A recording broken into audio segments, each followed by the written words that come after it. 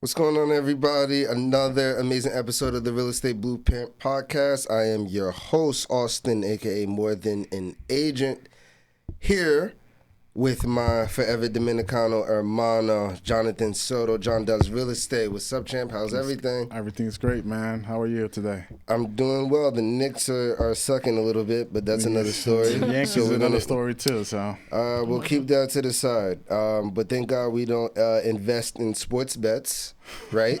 And we invest in real estate. Today's guest, for New Jersey, I know we bring a lot of stables on because we want to keep everything very community oriented and keep it where the individuals that are doing business in our local communities actually get the shine and the praise that they deserve. This week's guest, it's going to be a running joke. I'm glad that she's in the country. I'm glad that she's in the country. I'm going to tease her about it until Lord knows. Okay. I'm glad that she's in the country. Serial developer, serial investor, serial entrepreneur, serial educator, serial community builder. So we'll talk about that just as far as the students that are doing extremely well in her community. Yeah. But I'm glad to bring her on, Natay Hayes. Welcome to the Real Estate Blueprint Podcast. How are you? Welcome. Doing amazing. Thanks, Austin. Thanks, Jonathan. Yes. Of course. This is a nice little setup you guys got going on here. Something different. Different, right? We got to switch it up. Just to try. Yeah, you guys are doing good. I used to be a Knicks fan back in like the 90s when they had the Knicks-Bulls rivalry. I had the Knicks starter jacket and everything. Okay. I don't watch basketball these days anymore. Is the starter jacket at a Goodwill right now? It probably is. The starter jacket is gone. I think what it looks. So we are complete philanthropic individuals. So just in case you see somebody randomly walking through with a Knicks jacket on, that is Natay's. Probably. Considering. So one thing I remember about the Knicks, my brother used to be a big Bulls fan, so the house was a house divided. Rivalry. Yeah, okay. We had some good times. Well, do you have a favorite team now at this point? I don't really watch basketball. Real estate's these a favorite. days. I know real estate's her favorite team. Her team is her favorite. Her team is her favorite real estate team. Exactly. Okay. I'm not knocking it. Okay, so talk to us a little bit about how that started. Yes. How you got into real estate? What were you doing before? Sure. It was nitty gritty. Yeah. I'm gonna try to keep it short. Prior to real estate, I was doing human resources. Okay. So I was recruiter, coordinator, human resource generalist. I worked for a couple of Fortune 500 companies, PSC&G, Amaretta Hess, the oil state company. I was with Sharing Plow, the pharmaceutical company. You kind of name it, I was doing it. And shortly after graduating college, I actually was born and raised in New York, hence the Knicks fan. Makes sense. And then I came out to Rutgers to do undergrad. And I remember graduating undergrad, and probably like 6 months after graduation, I remember being in my room on my floor and reading Rich Dad, Poor Dad, because I was like, I was already overworked after like 6 months of graduating. I'm 21 years old. Like, oh my gosh, I can't do this until I'm like 65. That was my thought process. That's the staple. I was like, how do people do this? I was already ready to retire. And so I remember doing like some network marketing companies, Amway, Mary Kay, Melaleuca. I'm like, I'm going to be a millionaire. And I did really well, I guess. I was 21 and built teams of like 100 people. I don't know how many was active. Don't ask me how many was active. But I knew that I would leave work. I knew that I wouldn't be employed for a long time. I didn't know how. I just knew that I was. And, after I was successful in those MLM companies, I was like, I would walk into work a little different. I'm like, y'all look at me wrong. I'm out of here. Okay, y'all look at me wrong. I'm out of here. And I couldn't afford to leave then, but I already got the resignation letter typed up. Already. Mm-hmm. So anyways, I read the book, Rich Dad, Poor Dad, Robert Kiyosaki, everybody's favorite, right? Mm-hmm. But it's such an eye opener and it's such easy read to digest. Yeah. And it was just downhill from there. I knew that my first step into real estate was really my idea. I say I'm ambitiously lazy, right? I was like, how do I get off of this 9 to 5? And anybody that doesn't work a 9 to 5 has to have some sort of ambition, right? The lazy part is like, because I don't want to go to work for you all. And so in the book, it talked about cash flow quadrants, and being a business owner versus being a worker. And I'm like, at that point, I knew I had to find a way to put my money to work. Kept getting fired, kept leaving jobs. Again, I was 21. I'm like, I'm ready to retire. I say all the time, I was the type of worker that goes into work at 9:05 when it starts at 9. I'm leaving at 4:55 when the day is over at 5 o'clock. I'm trying to figure out how to stretch the lunch break from a half hour to an hour, right? I want to do the least amount of work possible. And so I'm like, if I can just get rid of the biggest expense that we pay on a monthly basis, which tends to be your rent or your mortgage, right? That's not really debatable. I tell people all the time, it just really boils down to math. If I can get rid of that expense, it's not something I have to work for. So they can fire me, I can go work at Walmart and probably do just as well, right? That was my thought process. And so with that, I tell people all the time, I started out by making $40,000 a year. Every 2 weeks, I'm bringing home $1,200 a month, or $1,200 every 2 weeks. And so my plan was to go out and purchase a 3-family that I can live in one unit, rent the other 2 units out. At the very least, if my mortgage was covered, I was doing well. But what I found is, when I started to look for a home, with my first unit being a 3-family, I told my realtor to put me anywhere besides Newark. Didn't want to live in Newark. Nobody wanted to live in Newark, right? Put me anywhere in the world besides Newark. I ended up in Newark, and Newark ended up being the best financial decision of my entire life. 100%. So not only was I not paying into my mortgage, I haven't paid into my mortgage. It's been 13 years. I don't even know what it feels like to pay my mortgage. And, so I purchased my 3-family, lived in one unit, the other 2 units. I was making $500 a month after my expenses are paid off.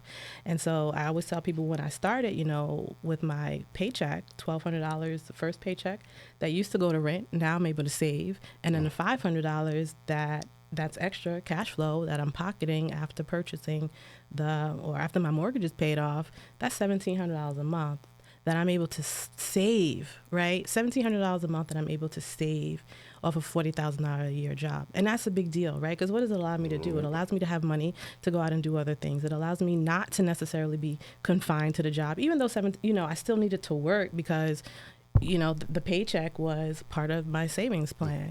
And so once I figured out that secret, I'm like, this should be illegal. So I walked into my house and I'm like, this should be illegal. I'm really, not only am I living for free, but people are paying my living expenses. And it was a big deal for me. Couldn't tell me nothing. I was rich already just from there. And then what did I have to do? I just had to go out and do it again. I'm like, what did I do to get here? And just go out and duplicate the process. Do you think that because Rich Dad Poor Dad is a very, it's a staple for real estate investors where we first got into the business. Now that has been going on for, I don't know when the book came out. I have no idea. Do any of at least 20, it's got to be at least 20 years, almost 30 years. I'll check it. Okay. So while he fact check and we see how long that book has been out and that knowledge has been out, do you still, if you were starting the same way with today's environment, so anybody that's reading the book, what we got? 97. About to be 30 years. So about to be 30. Okay. So about 24 years? Yeah. No, 27.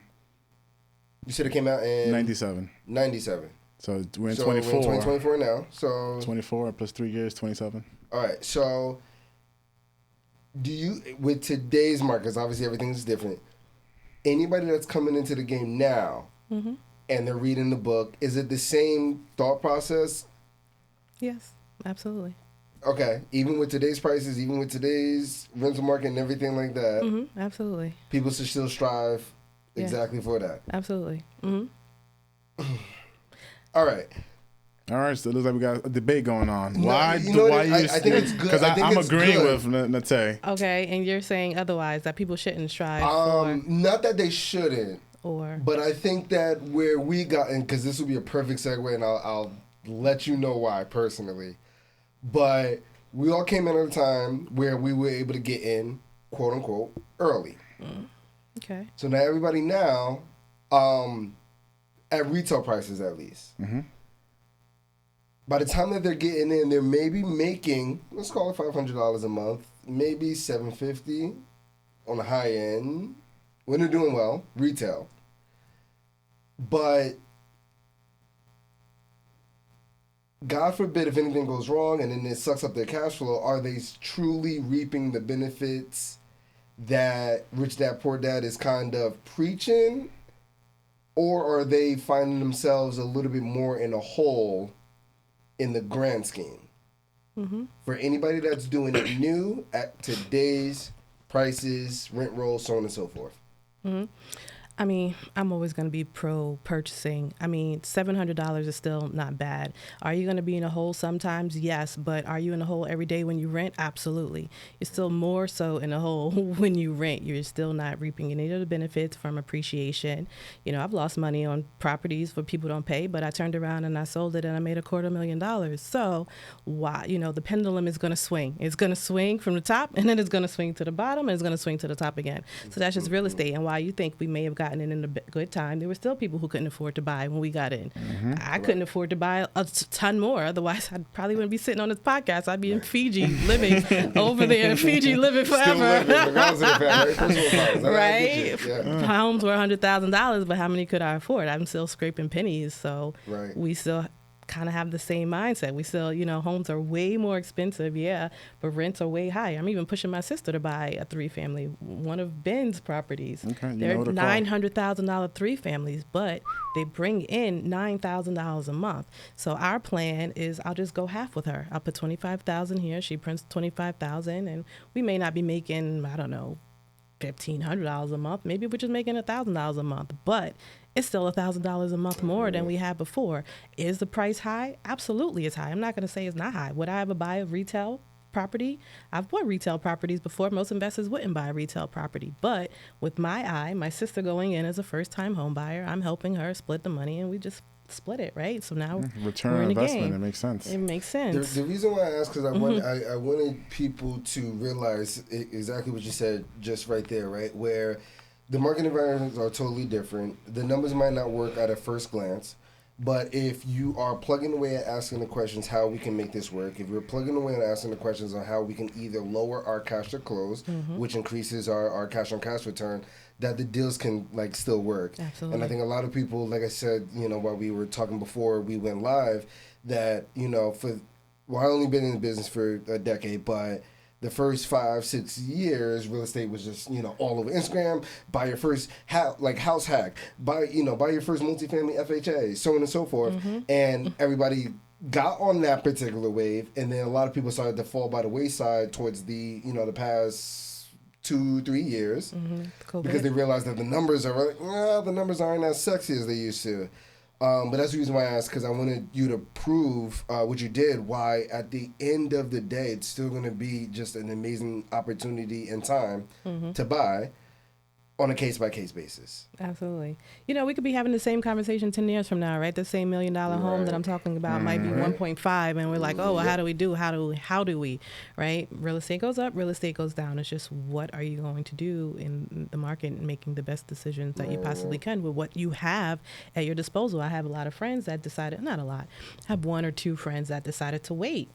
I'm like, okay, you've been waiting since I bought Jelliff. Jelliff is my first property. That was 13 years ago. And you are pricing yourself out the market. Now you can't afford to buy anything. Now what?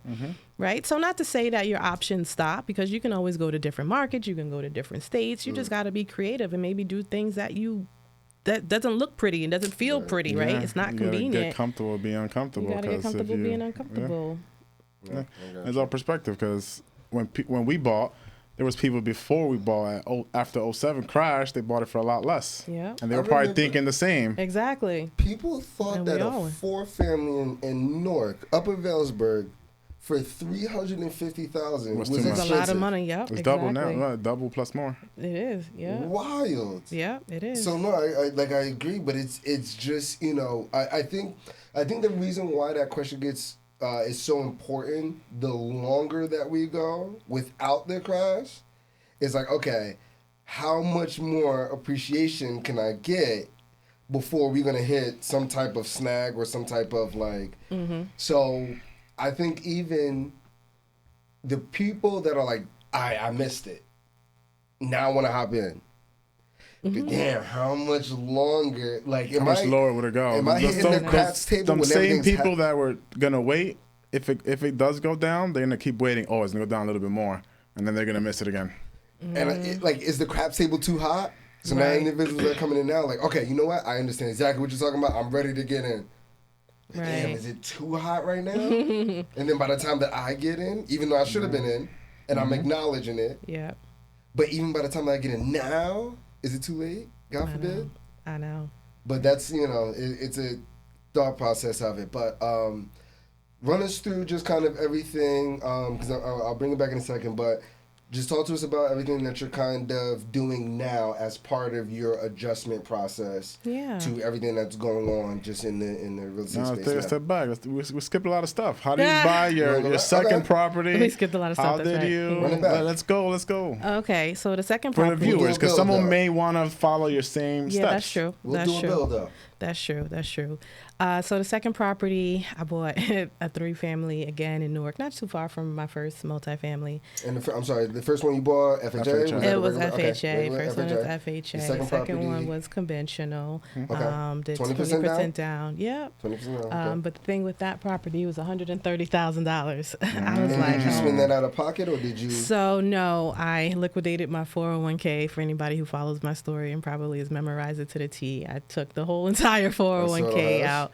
Sorry. This is why he's the co-host. Yeah. He does the research. Yeah, you did the research. Yeah, I did. It was $30,000 that I used to purchase the 3-family. But I knew, again, I didn't know where the prices were going to go.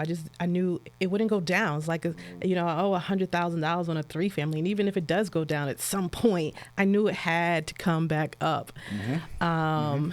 And then I was also making like $1,500 a month off of that property, pure profit. So in addition to, I already said I was saving $1,700 from my first house, and my job. Now I'm, up another $1,500. So I'm up like $3,000, a little over $3,000 a month, just off 2 properties on, again, a $40,000 a year job.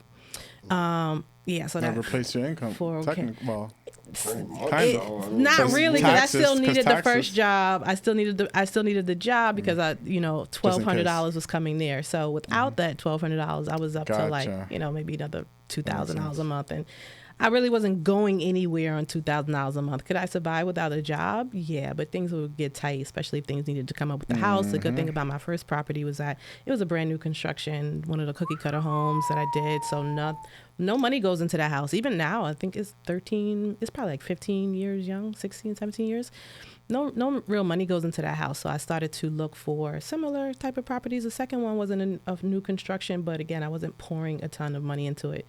Put some paint, some flooring, and that was kind of that with that one. The cookie cutter, you're talking about like 3-bed, 2-bath, like 3 beds, 2 baths. So do you recommend for someone buying now? Do you recommend the new construction because of that?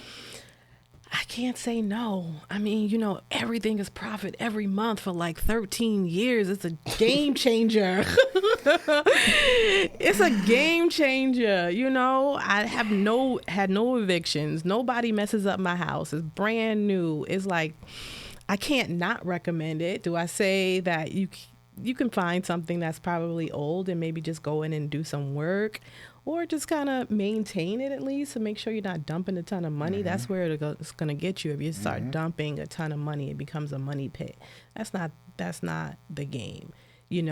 I couldn't afford at that time to put in a lot of money, so I did the best that I could. But if I was to go backwards and I had more disposable income, I probably would have renovated it a lot more from the beginning and kept them. Because again, I'm a long-term person, so I already know my strategies. Like, why go in and do a lipstick on a pig job when I know I'm going to keep it for a long time, and all that's going to do is keep coming back to me, having me spend more money. So I'm a big fan of the new construction, so long as it's done properly and so long as it's done correctly. 2 questions. Are you a long-term person because you base your investment decisions on the equity outcome on the long run?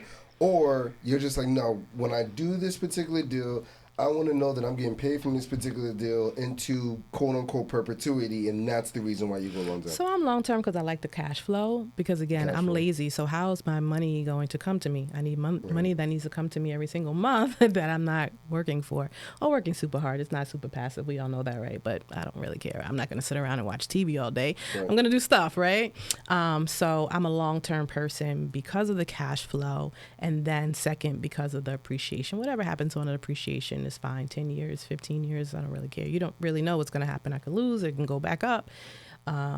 But that's why I'm a long-term person. I just kind of the reason why I asked, because you again, I didn't know that you had which for everyone listening, at like the North New Jersey cookie cutter styles, like your 3-bed, 2-bed, new constructions. I mean, they're not a lot, and the reason why is because a lot of the multifamilies that people are buying do not have the 3-bed, 2-bath setup, right? Which you are maximizing from an apartment standpoint, the most, and can command the most amount of money possible for any New Jersey rental. Absolutely. Because everything else will either be a 3-bed, 1-bath, or a 2-bed, 2-bath, and so on and so forth. But you got like the creme de la creme. And the reason why I asked is because, obviously you're buying in Newark before. I think Newark started to explode when Amazon the second headquarters then when they had the was bid. Rumored to, like Newark made the final round to do so. And I feel like that's when Newark started to explode. Now, you've been in the game a little bit before me, so you might have seen another catalyst of it, but that was like the gasoline like on the potential fire. And I say potential fire, I mean like in a good way. Correct. In a good way. But that Newark was like, it was like the matchstick that it was right there, ready, but all they needed was gasoline. And I feel like Amazon mentioning that Newark was part of their final round process for the second headquarters, that's where it really started to explode. If you mentioned that you were just buying in Newark just for the sake of it, per se. But you're buying in at prices that are so cheap for anybody that's like maybe going to a separate market or anything like that. How do we get individuals to not focus so much on the economics, even though it's important, but not focus on that because those economics weren't there for you. You just was buying just off the strength of what it could do for you today. Correct. And it wound up turning into, obviously, in this particular case, how do we get people just to not focus too much on like the macroeconomics for anybody that maybe might be buying in Pennsylvania or the Midwest like Cleveland, where maybe the economics aren't as strong as say Newark or New York? Yeah, that's a good question. For me, it was really just, I already had a starting point, right? I already knew that what my first property could do. It was $500 a month, and that's now. I have a tenant that's leaving. I'm about to raise the rent, so I'm about to get an extra $1,000 a month. So that's another $1,500 a month. If I ever left that place, it'll bring me in like $4,000 a month because now I'm renting out the top unit, right? My unit for like $2,500 a month. And so for me, I had a starting place already. I'm like, here's what Jelliff could do. Jelliff is my first house. I could do $4,000 a month. You name all your houses. Well, I live on Jelliff. I just live on Jelliff. But also when you name all your houses. No, not necessarily. I do the name of the street. The name of the street. And like, okay, have I keep named a couple of houses. I don't think so. No. No. Okay. All right. That's funny.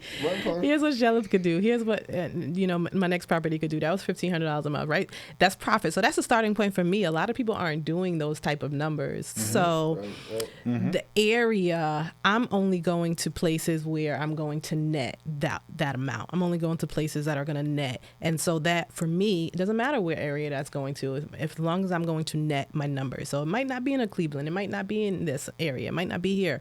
But where's the next area that's going to net me? And so what I suggest to people is that you find your own starting point. How much, feasibly do you need or could you have? Or, do you just want to start out by, I don't know, having a rental property, pay your car note?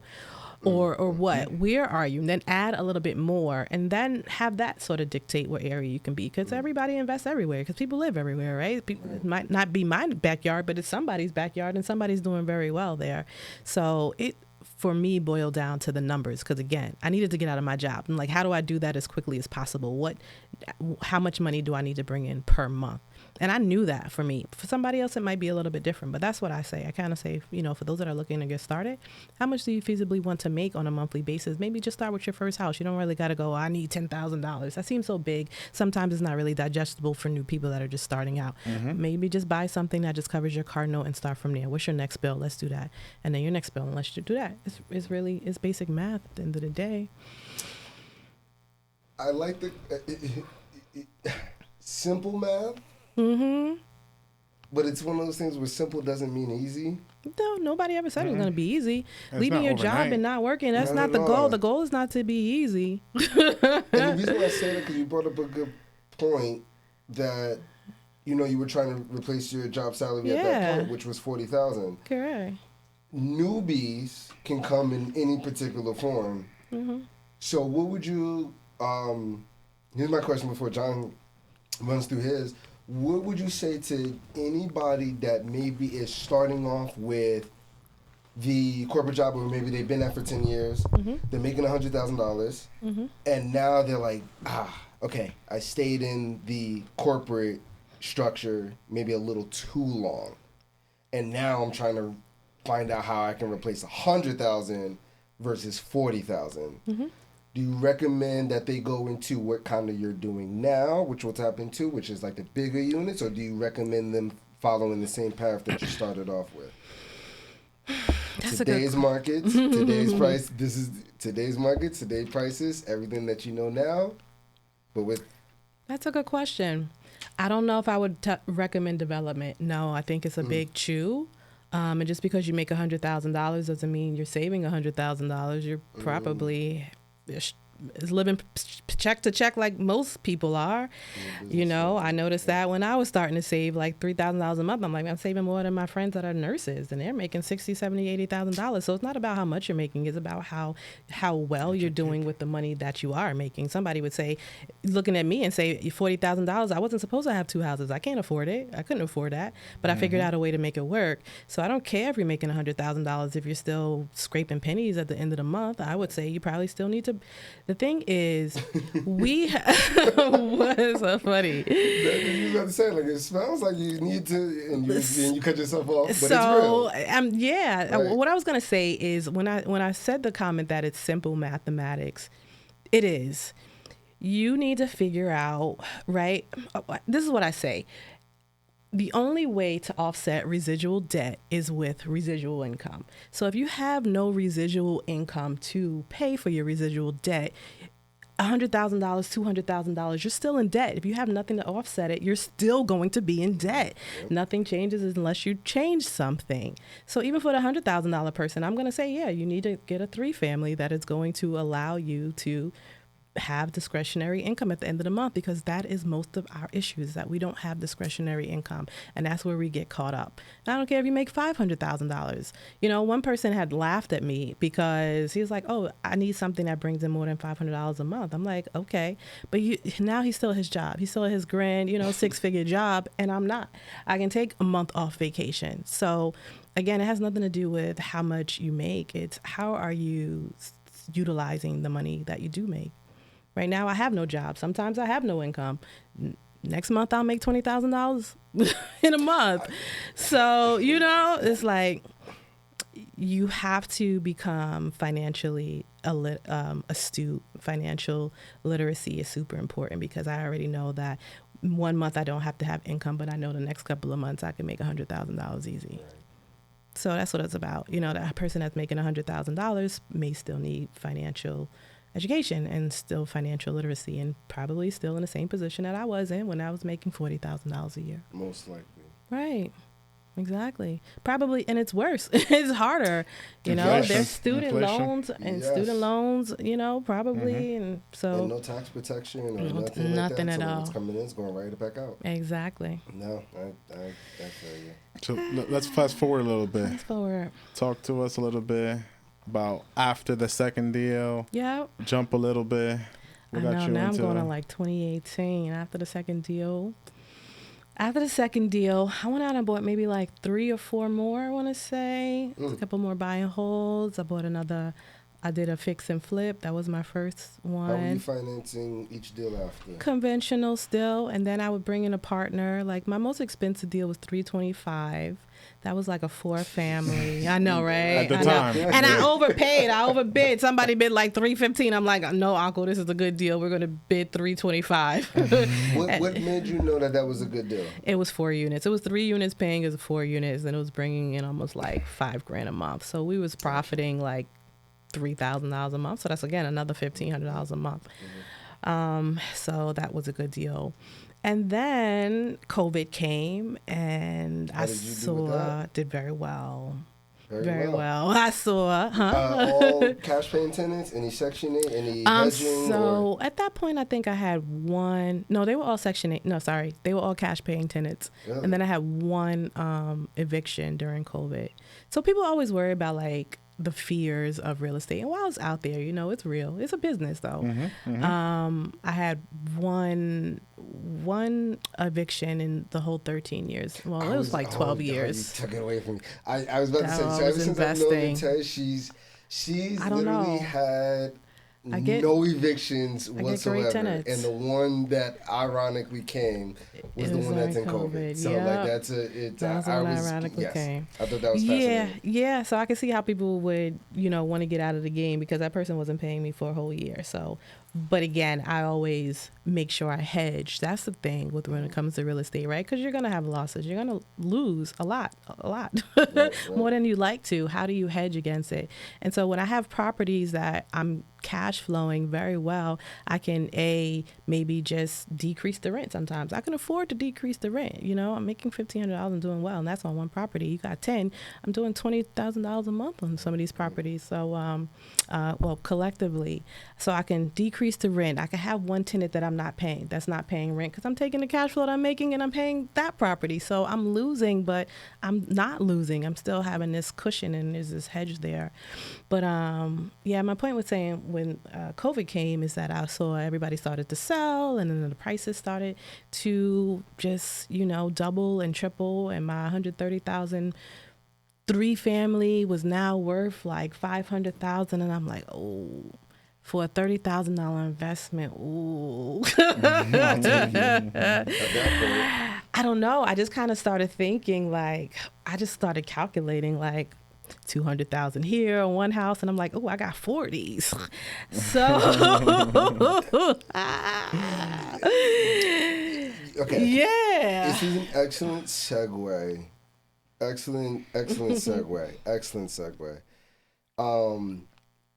When we had brunch in real estate last year for the first time in May, and I was rapping with Natay.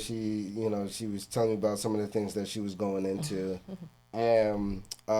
This is a popular discussion, but I have no thought process or anything about that. Anybody that's listening, so here we go. I don't believe it. Here's the reason why. So I went to Invest Fest, not this past year, 2024, 2023. Okay. And Diddy was one of the main headlines, obviously, with everything that's going on. I have no thought process about it. But one of my biggest takeaways was when Diddy was like, don't be afraid to sell. Mm-hmm. Don't be afraid to sell. That's how you realize like your gains. That's how you realize the fruit that your asset has bared. Mm-hmm. And right around that same time, that May before, I was talking to Natay, and at that point, I think either that year or the year before that, you have offloaded a couple of properties that you wind up moving into bigger and better deals. So my question is, or I want you to highlight the importance, because a lot of us will hold on to real estate until forever for the sake of saying that we own something. On top of that, there's also the notion of, just refi till you die. And every single time, just refinance out, pull some income out, no tax return, no nothing. But you took a stance in liquidating and then having that ability. Talk to us about the thought process that, why did you go against the just holding on forever, or refinance until you're dying. Why did you decide to sell? Even though you were up, why did you decide to sell? Let me say this, right? I don't think what I'm going to say is like a rule or suggestion for how people should build their own portfolio. I don't like when people get on podcasts and say, you must do this, you got to do that, you do this, do that. Had people told me to do stuff, I wouldn't have had my first multi. I had one person tell me, oh, you know what, it's not an investment. How is it not an investment, lady? It's about to make me $500 a month. It is an investment, right? Had people told me, oh, don't go to Newark, I wouldn't have bought there, you know? And so I am very conscious on when I don't tell people what to do. I give what I've done. Here's some pros, here's some cons, here's what I know. Because there's more than one way to skin a cat. Right. Could I have kept them forever? Yeah, absolutely. What's going to happen? They're still relatively low. $300,000. I refinanced the second one maybe once, right? The price is probably still going to go up. I'm still cash flowing. So you got to look at your situation and your investment strategy and figure out what works for you. I knew that's why I like the buy and holds, because it works for me. I don't have to go to work, right? What is important to me, and how does real estate support what's important to me at that time? And so I don't know what happened with COVID. There's not even a real reason that I have for selling besides that I saw I was making almost $250,000 off each property that I was selling. And I was like, am I going to have another opportunity to come into $250,000 like right now sort of thing? Yeah. And then I thought the market was going to go down, but I don't really time it against the market. So the market going down wasn't really my biggest influence. It was like, what is the smartest decision that I can make right now with the information that I have right now? And so I saw one, and as like I said, I had 3, I had 4. I'm like, oh. And so the other one was just a money dump. I was like, you know what? Let me just get out of that one too. And then another one, I had a partnership with my uncle. I was like, you know what? I guess I kind of got tired of the partnership, and I was like, I don't really want to do this anymore. So let's dump this one too. Right. And so then I was like, I had to have a plan. So I knew, and that's another thing, right? Because $250,000 sounds nice for one property, but that money can go really, really quick. You're like, hey, I'm out here partying. I'm in Ibiza this week. Right? You know? I'm out for 6 months. Exactly. I'm out for 6 months. And then before you know it, that money go. You be like, that's why you was gone for so long. Well, huh? No, that was too, right? That's too. That happened too. But again, you know, I was just like, it just kind of made sense. I was tripling, quadrupling my investment. It was the highest time that I was going to make the biggest return, and now I could be cash heavy.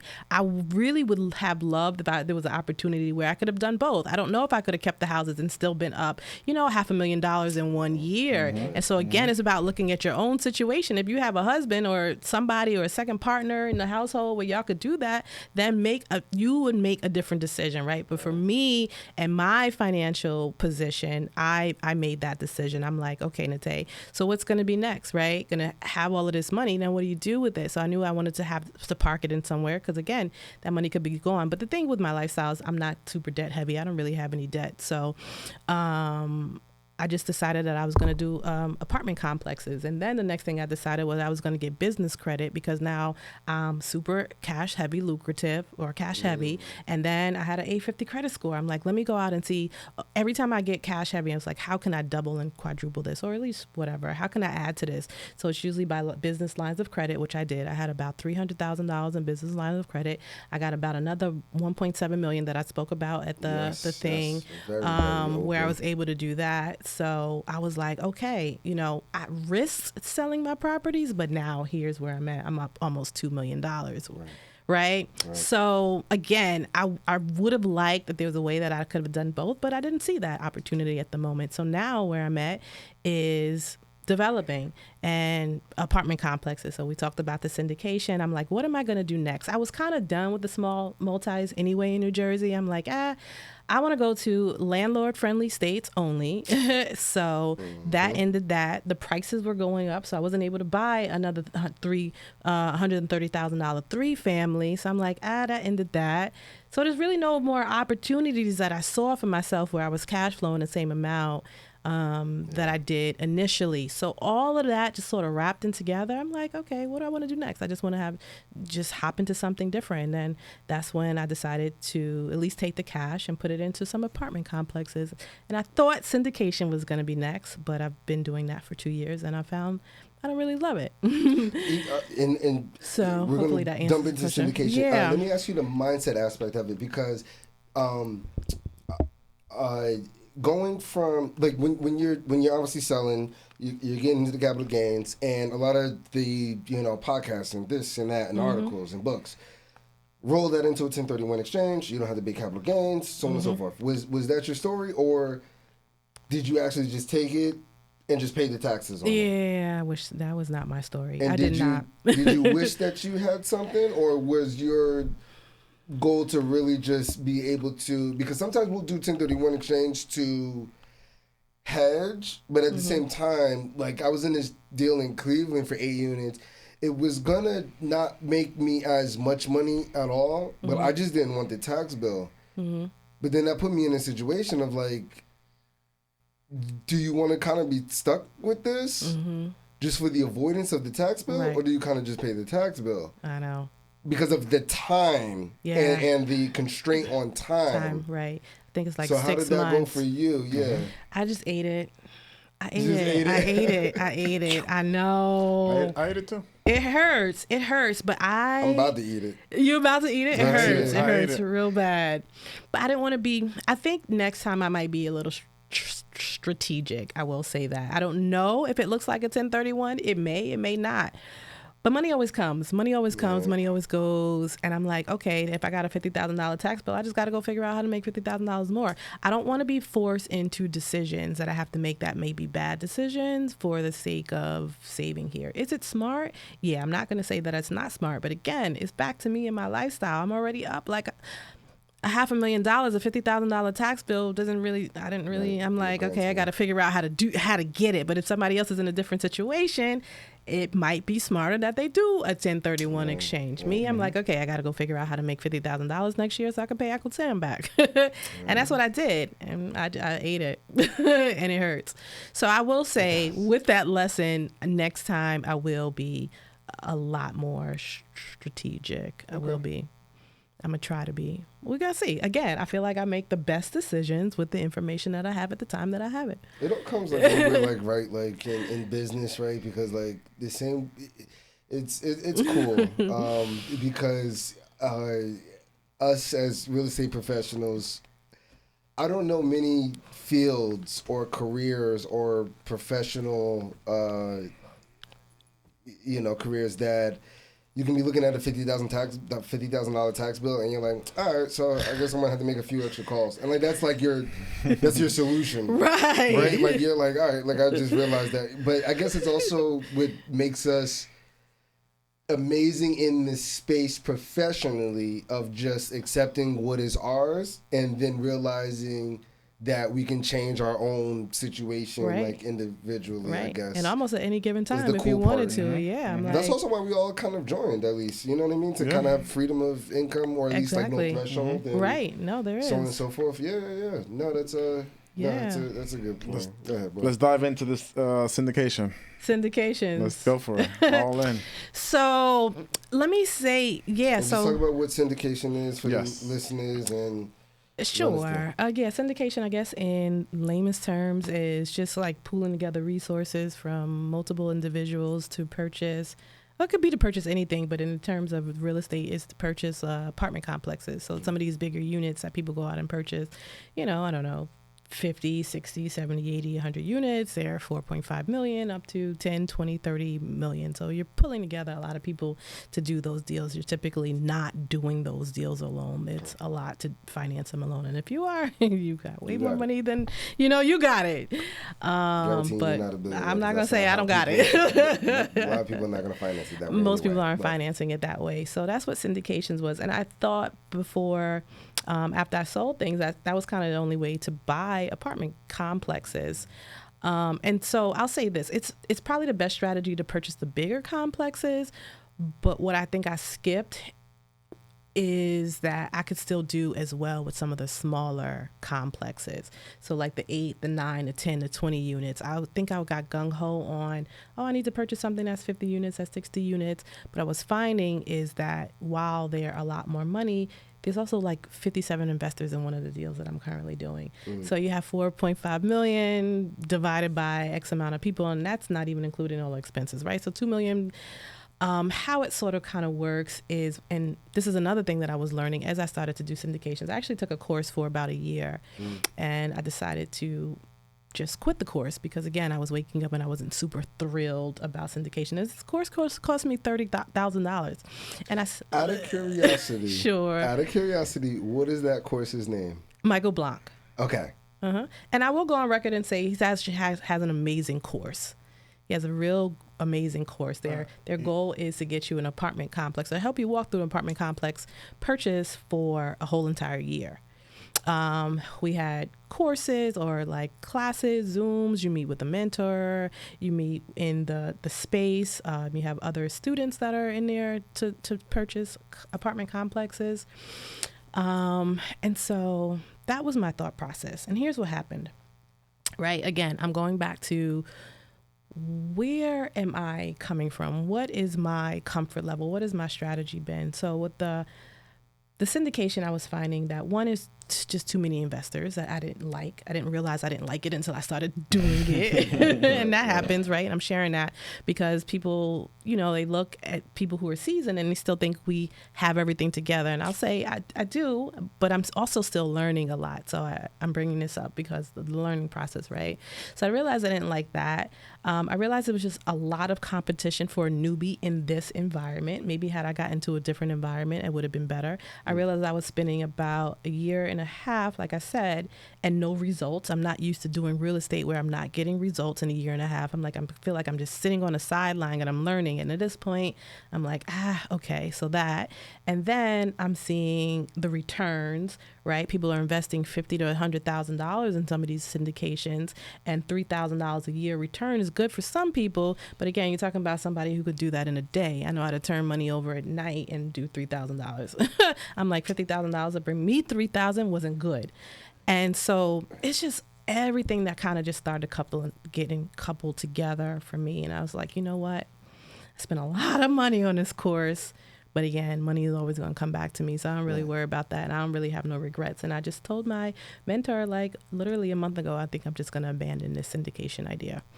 And so conversely, what I started to look at and what I think I missed before going into syndications was, like I said, some of the smaller deals. I just analyzed maybe like a 12 unit and a 14 unit about a couple of weeks ago that I shared on my Instagram stories. Is this here in New Jersey? This was in Detroit. Okay. And I think by the end of the month, we were netting almost like $8,000.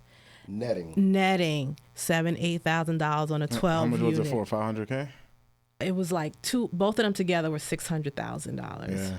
One of my clients just bought a 12 unit looking at an 18 unit. It was like $500, $600K.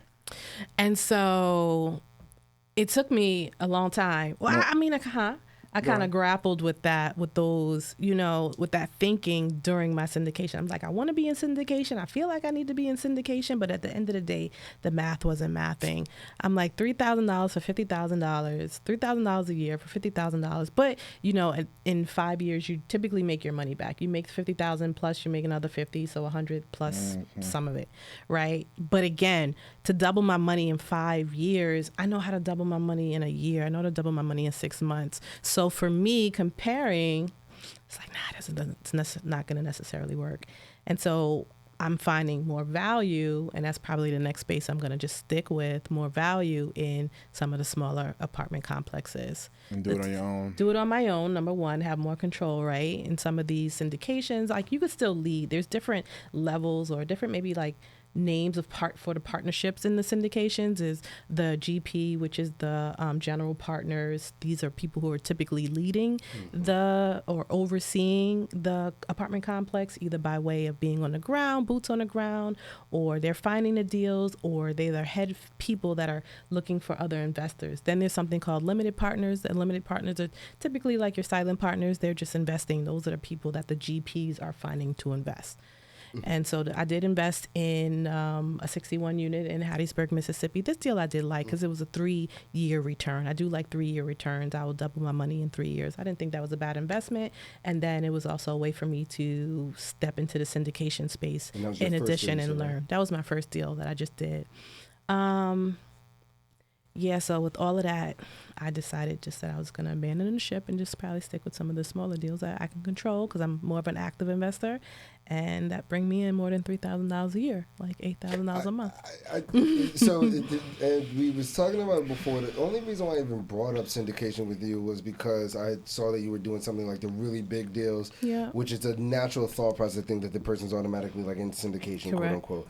But I was like, it was a real thought process, and I was like, I wonder how she's doing on the return and equity aspect of it when and only when coming from New Jersey, or if somebody was coming from New York where they FHA'd a brownstone 12 years ago.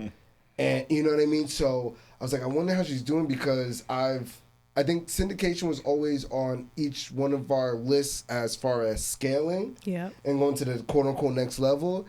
And I started like just to like get a couple of deals coming through the inbox and just realizing, and I was like, I wasn't a general partner. So like I would just be a silent investor, like here's my money, make my return. And I was like, I don't know if I like would be okay with like an 8% preferred, 12 to 15% IRR, and then like in the grand scheme of it, maybe like a 20%, 25% cash on cash return after the 3 years, when we've been spoiled by NORC. And I think that was like, so it makes me feel a little bit more comfortable that you having that thought process about it was kind of similar, because I was like, It's not for everybody. So now let's do a because you have a community, which we'll talk about at the end. One question. So for the syndication part, the people that really make the money are the ones that find the deal and actually do the syndication, right? The GPs make the more money than the LPs. But don't they usually take maybe like a 30%, and then they offload the other 70% to the LPs? It depends. I mean, not like a structure, but like it depends on the structure of the deal. They can do whatever, but it's typically it's smaller than 30% that they take for their management fees, essentially. All right, because I usually see it less to the GPs and more to the LPs.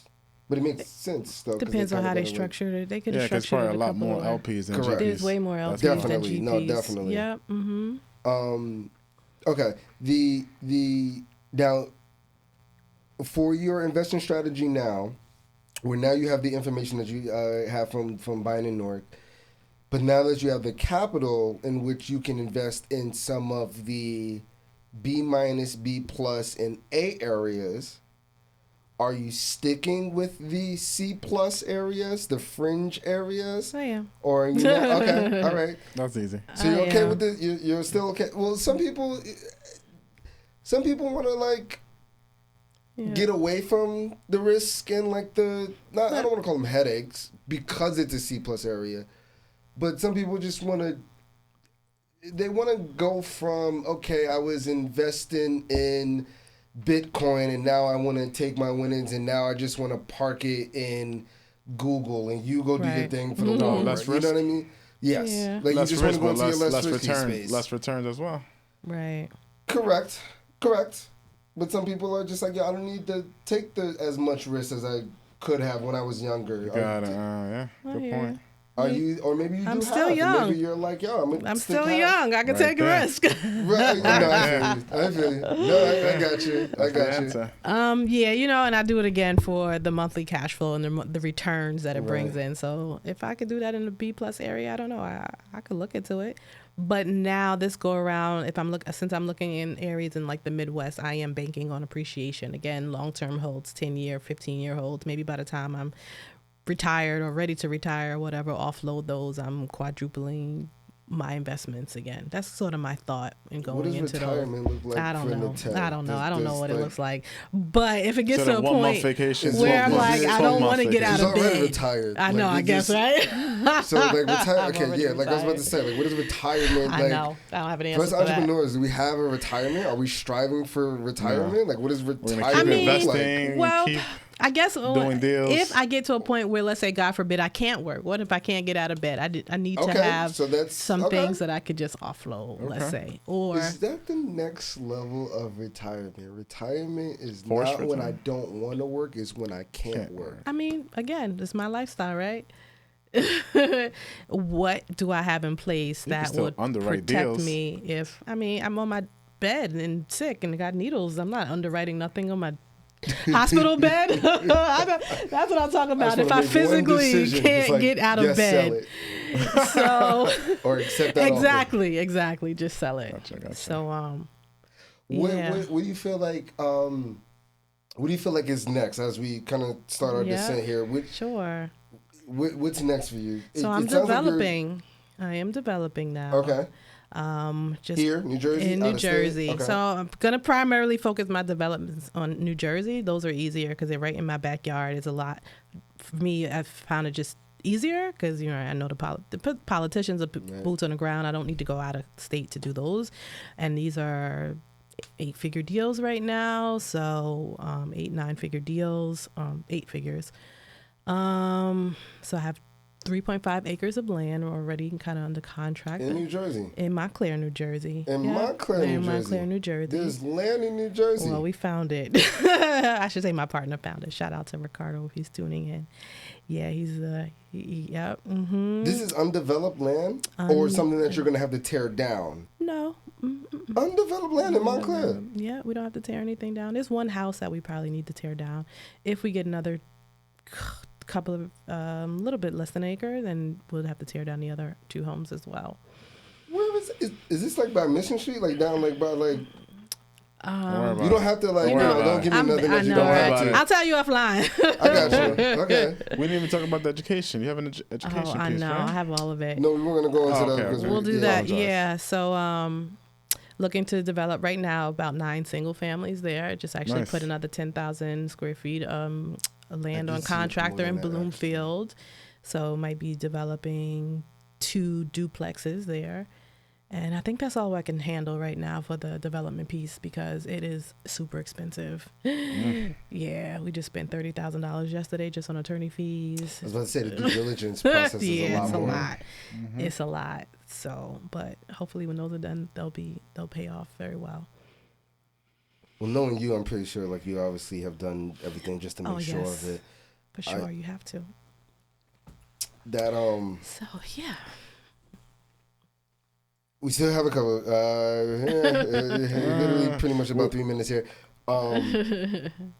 Before we go into where people can find you at, just in everything that you're doing, just to give back to the community, where you're helping your students pretty much follow in the exact same footsteps and the following the clues of success that you have laid out for them.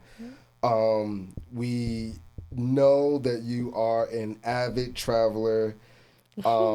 A big sexy point of the reason why a lot of people do get into real estate is to get some passive income so that way they can spend it time wise on however they want to.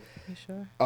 Were you always a traveler or was it because you came into real estate that you like how did I was always a traveler. Okay. Yeah, I was always a traveler. I did a 16-month backpack, 8-month, 16-country backpacking trip. Like after I left one of my last places of employment, once Jelliv started making some money, I was like, yeah, I'm just gonna quit my job and travel the world. So that was a big. How many countries have you been to so far? I just hit 50. Nice. 50. Just hit 50. How long? Yeah. How many out of the 50? How many have come after you got into real estate? Probably the majority of them have come after I got into real estate. 85% of them. Probably, yeah. I was 28 by the time I got into real estate, so. Oh wow. Okay. Yeah, most of them would have had to come after that. Favorite country? South Africa. That's a region, if I'm not mistaken. South Africa is a country. Oh, you're talking about. I got you. South Never Africa is mind. a country. Never mind. I would know. I go back. How many times southern part of Africa. Yes, like of course, because Cape Town is right. Yeah, of course, well, yeah, yes. South Africa is a country. They have Cape Town, Johannesburg, Durban. There's a bunch of different cities in South Africa. But South Africa is also a region. Correct. You're right. Yes, Mm-hmm. yes. So what's your favorite city within? Cape Town. Cape Town. There we go. Yeah, and I've been like 5 times. Party area or is everything? It more... It's like very cosmopolitan. You feel a little bit of New York. You feel a little bit of Miami. With just are like you looking maybe to some invest LAs. maybe in that No, area? you know what? I say I'm not going to invest question. anywhere outside of the States. I need to be able to Okay. get to it within like 2 hours. I don't really want to have to be forced to go to Cape Town because then it's not fun. It is work, and I don't like work. Gotcha. So if it feels like work, I'm not going to do it. Puerto Rico, Mexico? Nah, I'm going to stay right here in the States. I know. I can stay right here in my backyard. I'm not going anywhere. Okay.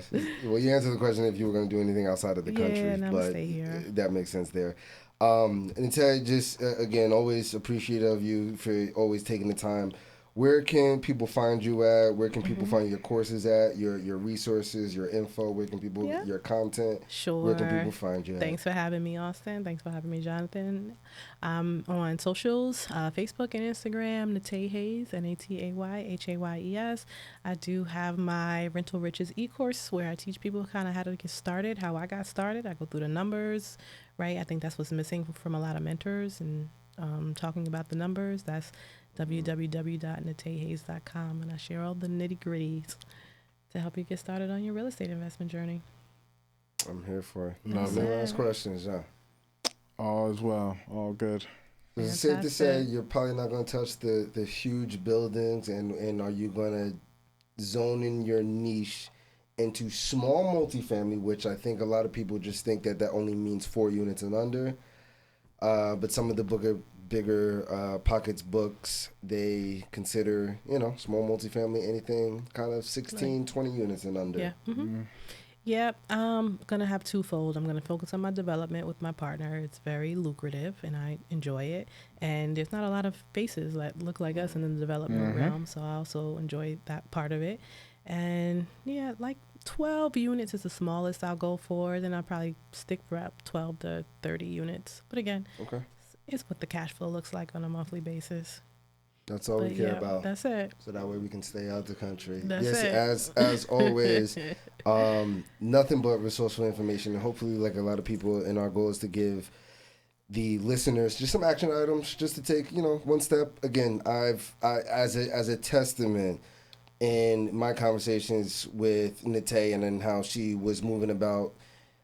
Certain aspects caused me, along with NORC doubling my taxes, but caused me to sell and offload properties that I was able to turn into other business ventures and things like that, which I'm appreciative of. And it was always a gym that always kept in the back of my head because, again, I think a lot of us just want to hold on to real estate, just to hold on it, to the sake that we say that we, just for the sake to say that we own something, instead of how can we capitalize and bring this into something that's going to bring us more of a fruitful return. So in that particular case, please, everyone, be sure to like, comment, subscribe. At the same time, reach out to Natay. She's a wealth and a source of knowledge, as you can see, whether it's on the developing end, whether it's on the investing end, and whether it's just from partnering, which is a big thing as you scale and look to scale your real estate business. As always, Natay, thank you for taking the time to come on the show. This is the Real Estate Blueprint Podcast, helping you achieve your real estate goals with me, your host, Austin, a.k.a. More Than an Agent, and my Dominicano Romano, Jonathan. John does real estate. Thank you, everybody, for tuning in. This is the Real Estate Blueprint Podcast, signing off. Fantastic.